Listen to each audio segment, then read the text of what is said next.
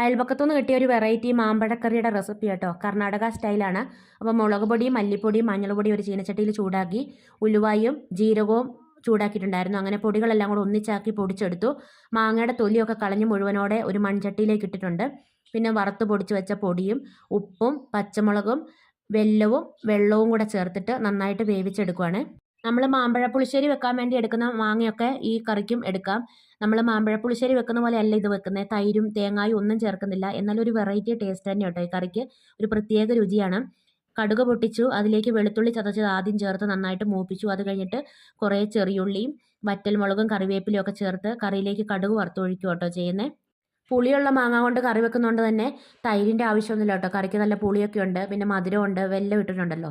പിന്നെ എരിവും എല്ലാം കൂടെ ഒപ്പത്തിനൊപ്പം നിൽക്കുന്ന ഒരു പ്രത്യേക ടേസ്റ്റുള്ള കറിയാട്ടോ. അപ്പോൾ ഇതുപോലെയുള്ള വീഡിയോ ഇഷ്ടമാവുകയാണെങ്കിൽ സബ്സ്ക്രൈബ് ചെയ്യാനും സപ്പോർട്ട് ചെയ്യാനും മറക്കല്ലേ.